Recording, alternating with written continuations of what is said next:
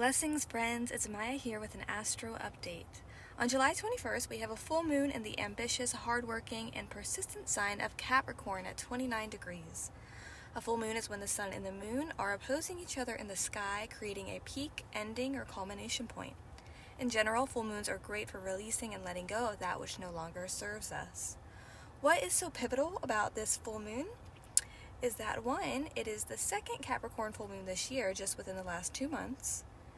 This moon is in its exile in the sign of Capricorn.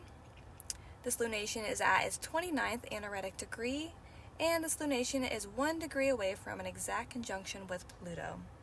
Those who have planets around 29 degrees and or the cardinal signs of Aries, Cancer, Libra, and Capricorn will likely feel the effects of this full moon the most.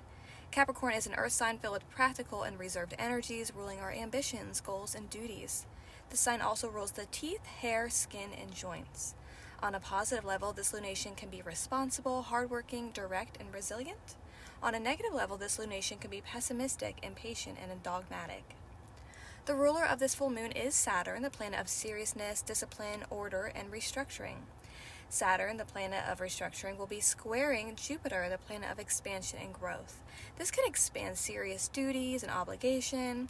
The square can also ask us, what discipline do we need to incorporate into our life to expand our soul's growth for greater abundance and prosperity long term? With this full moon at 29 degrees conjunct Pluto, the planet of death and rebirth, we can possibly expect to see a level of crisis, culmination point, or intensity that calls for an inner transformation, especially as Pluto is dancing between 29 degrees of Capricorn and 0 degrees of Aquarius lately.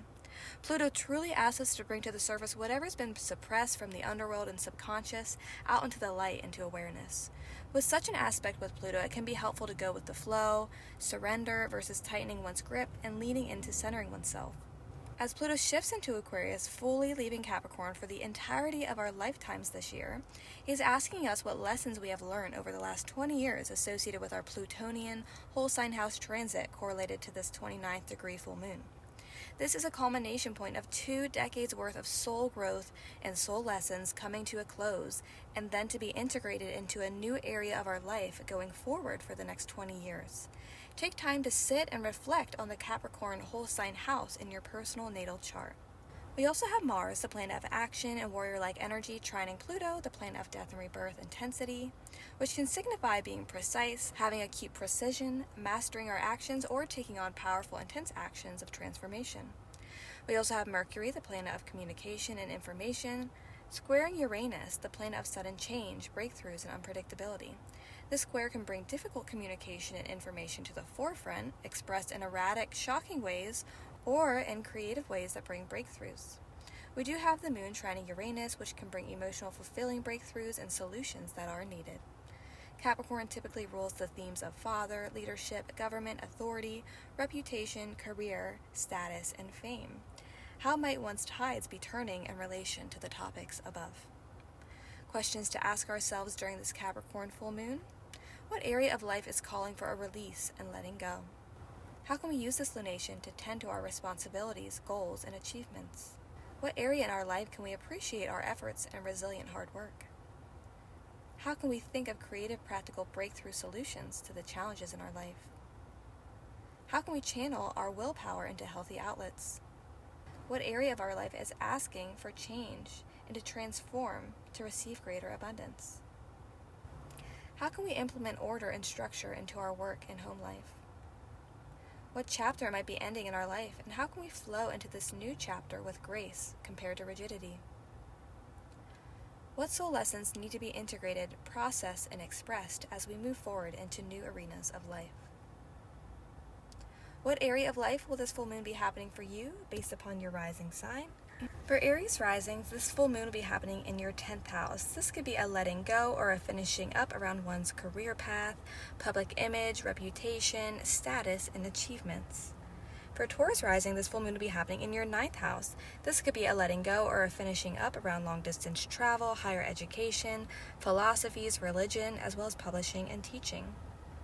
For Gemini rising, this full moon will be happening in your 8th house. This could be a letting go or a finishing up around shared money, shared resources, investments, inheritances, as well as sex and deep bonds in the occult.